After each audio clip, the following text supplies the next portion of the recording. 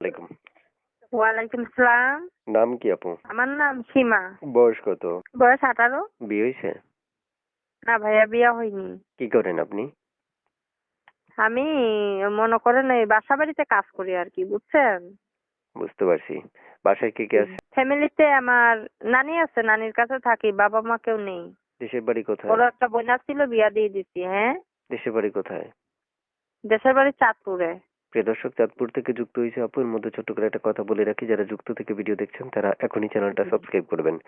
পরবর্তীতে ওনার নাম্বারে কল করার আগে মনে রাখতে হবে, আপনি যদি আমাদের পেজের সদস্য না হন তাহলে উনি কল হয়তো বা রিসিভ না করতে পারে। তাই আপনাদের প্রয়োজন এখনই চ্যানেলটা সাবস্ক্রাইব করা বা ফেসবুক থেকে দেখলে ফলো করা। ফলো করে ওনাকে কল করলে উনি কথা বলবে। কেমন বয়সী মনের মানুষের দরকার আপনার?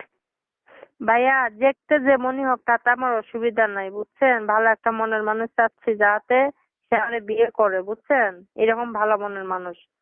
তো আমার বিয়ে হয়নি আর কি, বিয়ার কথা আছে, বিয়া বসে না, যৌতুকের লাগা, অভাবের কারণে, বুঝছেন।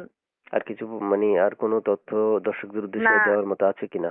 আমার একটাই বলার, যে মনে করেন কেউ ভাইয়ারা সবারই ঘরে মা বোন আছে, কেউ খারাপ কথা আমার বললেন না, আর খারাপ উদ্দেশ্য নিয়ে আমার ফোন দিয়েন না, বুঝছেন।